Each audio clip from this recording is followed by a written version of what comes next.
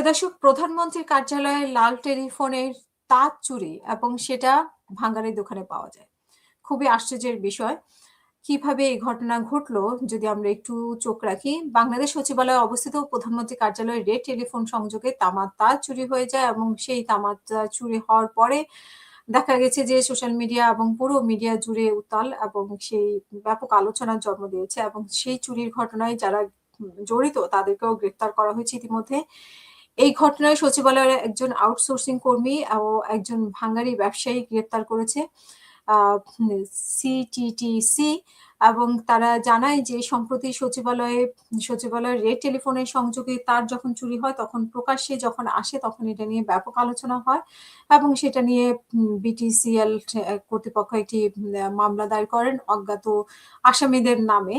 এবং ঘটনা বিবেচনা করে যখন তদন্ত চালায় সিটিটিসি, তখন তদন্তে দেখা যায় যে সচিবালয়ের আউটসোর্সিং কর্মী রঞ্জন চন্দ্রকে গ্রেপ্তার করে এবং রঞ্জন চন্দ্রকে জিজ্ঞাসাবাদ করা হলে তিনি বলেন যে গত 22 মে সচিবালয়ের 3 নাম্বার ভবন থেকে তিনি তারগুলো চুরি করেন।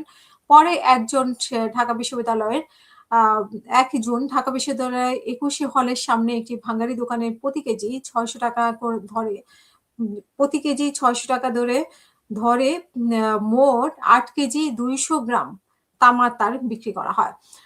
তার ভিত্তিতেই তার দেওয়া তথ্য অনুযায়ী অভিযান চালিয়ে ভাঙারি ব্যবসায়ী রেজাকুল ইসলামকেও গ্রেপ্তার করা হয়। এই হচ্ছে ঘটনা।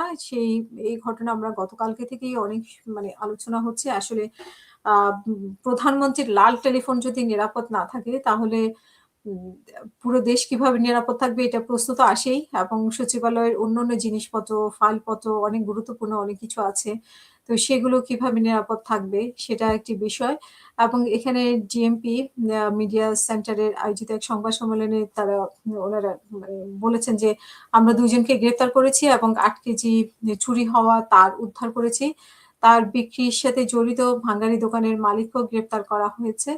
এখানে ভাঙারি দোকানের আসলে দোষ আছে কিনা সেটাও বিবেচনার বিষয়, কারণ সে তো আর জানে না এটা প্রধানমন্ত্রী, সে তো মানে ক্রেতা, সে তো কিনবেই। সো আমরা আশা করব যে এর থেকে আরো বেশি সচেতন হবে, সচিবালয়ের ভিতরটা আরেকটু নিরাপদ হবে। এখানে তো সবকিছুই তাহলে অনিরাপদ হয়ে গেল, যেখানে প্রধানমন্ত্রীর পাশে টেলিফোনের তারই যদি চুরি হয়ে যায় তাহলে সবকিছুই তো অনিরাপদ অবস্থায় থাকবে।